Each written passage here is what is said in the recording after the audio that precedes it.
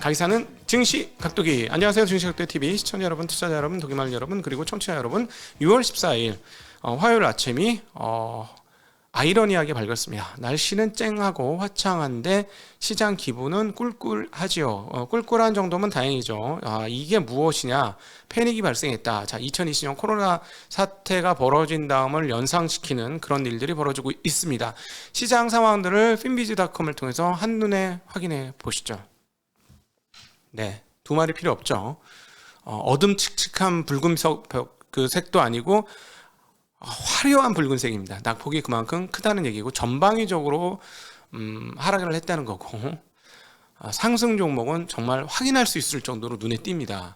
눈으로 딱 보니까 상승 종목 4종목 있네요. 네 종목, 이 핀비즈 그림에서 4종목이 눈에 한눈에 딱 띈 거는 이번이 처음인 것 같습니다. 그만큼 시장 분위기가 안 좋았는데 2020년 코로나 사태 이후 최악의 상황들이 지금 미국 시장에서 벌어지고 있다라고 말씀드릴 수 있겠습니다. 자, 오늘 장 한마디. 설마가 사람 잡네. 설마가 사람 잡네. 그리고 또 하나, 하락은 적당히 끝나지 않는 경향이 있다. 정말 그런 것 같습니다. 하락은 적당히 끝나지 않는 경향이 있다.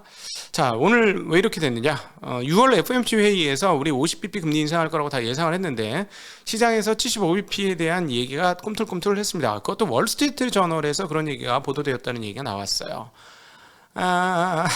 월스트리트 저널에서 75bp. 자, 이러니까 시장이 두려움에 빠지면서 공포감에 짓눌려서 극단을 향해 치달았다. 이렇게 표현하는 게 맞겠습니다. 원래 시장이 두려워하던 거는 인플레이션 그 자체는 아니었죠. 시장이 두려워했던 것은 이 인플레이션으로 인해서 연준이 얼마나 급격히 긴축을 할 것이냐인데, 어제 지난 주말에 발표된 CPI를 보고 이거 큰일 났다. 근데 주말에 곰곰이 생각해보니까 이거 진짜 큰일 나는 걸. 왜냐하면 떨어지다 올라가니까 이거 진짜 큰일 나. 어디까지 올라가는지 모르겠는 걸. 자, 그러면 연준이 긴축을 하는데 50bp로 이거 되겠어? 이거 안 되지 않겠어? 그런데 언론에서 75bp 얘기 툭툭툭 나옵니다. 75bp 하겠구나 하니까 두려움이 극단으로 치달았습니다. 예, 그러니까 공포의 패닉셀이 나타났다라고 말씀드릴 수 있겠는데요. S&P가 지난 1월에 기록한 고점 대비 20% 이상 하락하면서 소위 말하는 기술적 약세장에 진입을 하는 모습 확인할 수 있었고요. 나스닥은 11월 고점 대비 33%나 하락했습니다. 이게 얼마나 무서운 얘기냐면 33% 하락하면 종목별로는 50%, 80% 빠진 종목이 속출했다는 얘기가 되겠죠. 예, 자, 그래서 지금은 이제 적정하게 어떻게 지수를 산정할 것인가, 이게 상당히 되게 무의미하다는 생각이 많이 들었어요. 왜냐하면 코로나 터지고 나서 설마 2000포인트 빠지겠어, 깨지겠어, 말도 안 되지. 1800? 그게 말이 된다고 생각해? 이 전염병이 어떻게 되는데 1800이 깨져? 근데 1600? 그때부터 이제 입이 닫아지죠. 이 모두의 입이 닫혀졌고 모두가 이제 어디까지 빠질지 모르겠다 했고, 투매가 투매를 부르다가 신용매도가 반대매매로, 반대매매가 반대매매를 부르는 상황들이 연타로 이어지면서 1400대를 깨고 이거 망하게 생겼구나 하니까 너무 놀랬던 연준이 너무 많은 돈을 너무 급하게 풀어서 또 단발적으로 99년도 닷컴 버블 이래 최초로 보는 강력한 상승세를 만들었습니다. 그리고 그 강력한 상승세의 후폭풍을 지금 우리가 당하고 있는 건데요. 연준 거들리 전 이사께서 부의 효과를 깨버려야 사람들이 일하러 나올 것이고, 일하러 나와야 임금 인플레들이 좀 가라앉으면서 지금의 인플레이션을 막을 수 있다라고 했는데, 그럼 부의 효과를 어디로 볼 것이냐? 자, 그러면 2019년을 한번 상정해봤어요. 그럼 2019년이면 부의 효과 없네요. 2019년까지 떨어지면 어느 정도인가요? 봤더니 S&P는 3100 수준이고 나스닥은 9000이 내외, 9000 내외. 2019년 고점이 9000이 조금 넘었으니까 8000에서 9000 사이 어디 즈음인데 한 9000 정도 보죠. 9000 수준입니다. 우와. 근데 설마 이게 오겠어 했는데 근처까지 왔습니다. 정말로 많이 빠지면서 깜짝 놀랄 정도의 수준인데요. 이런 정도까지 빠질 수 있구나. 항상 하락은 우리의 기대보다, 우리의 예상보다 훨씬 더 많이 빠진다. 그래서 공포감을 준다. 더 많이 빠질까봐 공포감을 주는데 그 과정에 우리 들어갔고요. 나스닥은 1800선까지 떨어졌고 S&P는 3749까지 떨어졌습니다. 자, 그러니까 2019년 가격 근처까지 떨어졌는데, 자, 여기서 우리가 고민해야 될 것은, 그러면 빅테크 기업들이나 이런 것들의 그 이익 체력이 2019년 대비 지금 떨어졌느냐, 아니면 2019년 수준이냐, 그리고 악재가 나타나갖고 2019년 수준으로 꺾여질 것이냐에 대한 고민은 한번 해봐야 될 것 같습니다. 지금 시장은 2019년 수준 또는 그 이전으로 회귀할 것이다라는 공포심에 눌려 있다 라고까지는 얘기할 수 있을 것 같습니다. 왜냐? 채권 시장이 그렇게 이야기하고 있네요. 채권 시장도 대패닉셀이 발생을 했습니다. 10년물 국채금리가 20bp가 튀었고요. 2년물은 30bp가 튀었습니다. 하루에 30, 우리 지금 금리 올리는 거 25bp를 베이비 스텝이라고 하는데 2년물 금리가 하루에 30bp가 튀었어요. 얘 혼자 지금 베이비 스텝 이상을 하루 만에 다 했습니다. 그래서 그 장단기 금리 차가 모두 역전되어지는 그런 신기한 일이 지금 벌어졌는데요. 얼마나 웃기냐면 30년물보다는 10년물이 더 높고 10년물보다는 5년물이 높은 그런 일들이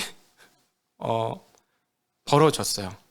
물론 이제 2년물은 5년물보다 높지 않은데 10년물보다 높은 그런 금리 역전 현상이 벌어졌다. 금리 역전 현상은 뭐다? 미래가 안 좋을 것이다. 왜? 단기 금리가 장기 금리보다 높은 것은 지금 이 금리 상황으로 가면 미래에는 금리가 떨어질 거다. 보통은 돈을 오랫동안 빌려주면 신용 위험이 있기 때문에 저 사람 띄어먹을 거 아니야. 뭐 하루 빌려주면 설마 갚겠지 이러는데 1년을 빌려줘? 믿을 수 있을까?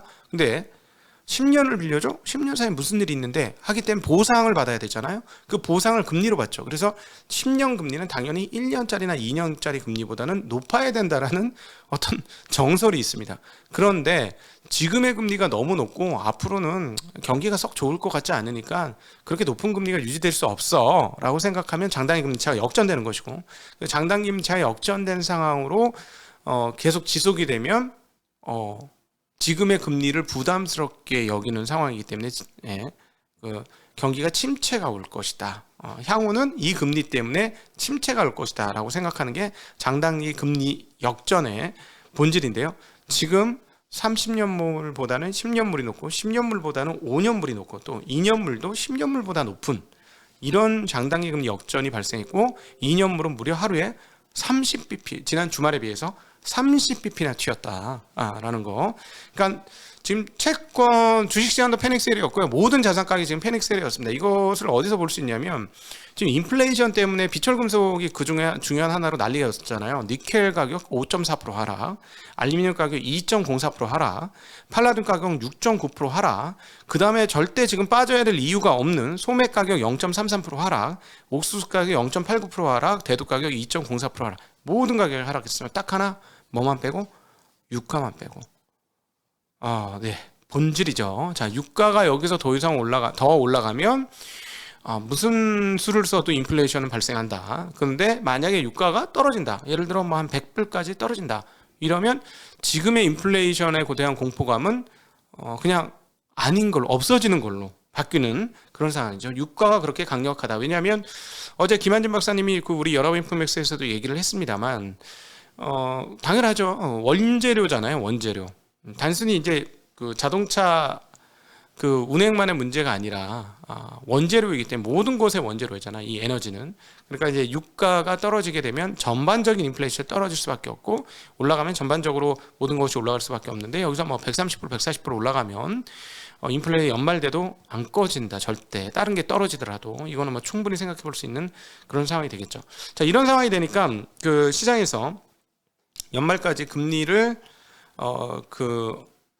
앞으로 더 얼마를 올려야 되느냐? 한 2.5% 더 올려야 된다라는 전망이 80%까지 올라왔습니다. 그러니까 지금 연말 기준금리 전망이 3.68%까지 올라갔어요. 자, 이것은 앞으로 5번 남은 기간 동안에 50bp씩 연속으로 주르륵 다 올려야 되거나 아니면 중간에 75bp를 올리고 뒷단에 가서 인플레이션이 완화되면 25bp 한 번 정도는 올려줄 수 있어 라는 것을 가격 매김하고 있는 것이 지금 채권 시장의 미국 채권 시장의 상황이다. 50bp씩 5번을 올려야 된다. 라는 생각을 지금 하고 있다라는 것이죠. 지금 뉴욕 연은에서 조사한 1,300명을 대상으로 온라인 설문조사를 했는데요. 미국 가계가 1년 후에 생각하는 인플레이션은 6.6%로 전월 6.3%에 비해 더 높아졌습니다. 지금 기대 인플레이션도 굉장히 높은 상황이다 볼 수 있겠고, 반면에 3년 기대 인플레이션은 3.9%로 대체적으로 좀 안정된 상황이다라고 볼 수 있겠고, 금리가 이렇게 튀니까 달러 가격이 어떻게 됐을까? 1% 튀었습니다. 105.20. 반대로 유로 달러는 반대로 1유로 정도가 떨어지면서 1% 정도가 떨어지면서 1.041을 기록했습니다. 달러당. 엔화는 반면에 135엔에서 더 이상 약세가 되지 않았는데요. 그러다 총재가 개입을 좀 했습니다. 장래 불확실성을 높이고 기업의 사업계획 수립을 어렵게 하는 등 경제의 금리의 급변동은 마이너스다라고 얘기했고요. 환율은 경제와 금융 펀더멘털에 따라 안정적으로 움직이는 게 바람직하다라고 했고, 금융청 쪽에서는 필요하면 대응하겠다라는 발언을 하면서 엔화는 강세를 나타내었습니다. 지금 달러 대비 강세였으니까 가장 강세인 통화였고요. 그럼에도 불구하고 133까지 갔다가 다시 134.45 수준입니다. 원엔 환율은 100엔당 960.43 을 하고 있고요. 위안도 큰 폭으로 약세를 보이면서 6.779, 6.678 정도 수준까지. 원은 전 주말에 1279원이었는데 1291원 50전 정도로 약세로 전환되는 흐름을 보여주었습니다. 자, 지금부터는 심리가 시장을 지배합니다. 심리에서 밀리게 되면 시장에서 밀리게 되는 것이고요.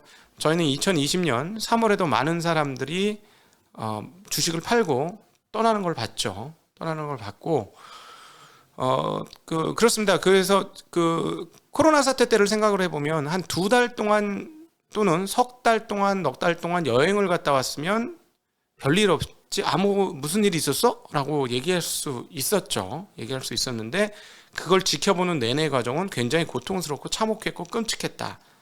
그리고 실전에서 정말로 많은 사람들이 투자로 레버리지로 높은 성을 쌓았던 사람들의 그 성이 하루아침에 신기루처럼 싹 없어지는 그런 경험을 했던 게 2020년 코로나 때의 얘기입니다. 그 시즌 다른 버전의 시즌 2가 지금 벌어질 수는 있는데, 저희는 그렇습니다. 저희 경험칙으로는 그래서 이제 우리가 기업에 집중하다는 얘기를 많이 했던 건데, 내가 투자한 기업이 건전하고 튼튼하다면 이 높은 파고와 이 태풍 속에서 나를 안전하게 지켜서 우리의 목적지까지 도달시켜 줄 것이다. 중간에 배멀미는 엄청날 것이다. 배멀미는 엄청나는데 버티면 이 배가 뒤집히지 않고 나를 목적지까지 도달해 줄 것이다. 이 기업은 20년, 30년, 40년 꾸준히 잘해왔던 기업이니까 기업을 믿고 간다 라는 생각을 했고요. 결국 제 경험으로 말씀드리면 2020년 결산은 물론 2020년 3월에 보신 분들은 뭐 엄청난 수익이 났지만 저를 포함한 저희 식구들을 포함한 저의 고객을 모두 포함한 2020년의 결론은 연말 기준 결론은 굉장히 좋았고 2021년도 2020년에 계셨던 분들은 결론이 나쁘지 않았습니다. 그러니까 결국은 이러다가 또 평균 복원을 할 것이다. 평균 복원. 그리고 앞서 말씀드렸듯이 평균은 지금 S&P는 지금 평균 바로 밑으로 떨어지기 시작했다라는 것도 말씀드리고 싶습니다. 네, 오늘 모두 힘내시길 빌고요. 한국 시장은 미국 장외시장에서 1.66%가 빠졌습니다. 미국 시장이 내일까지 또 빠지는 일이 벌어진다면 1.66% 플러스 알파, 만약에 선물이 올라온다면 마이너스 1.66 더하기 플러스 알파가 플러스로 더해지게 될 것이다 라고 상식적으로 예상해 볼 수 있겠습니다. 모두 힘내시는 하루 되시길 빌겠습니다. 안녕.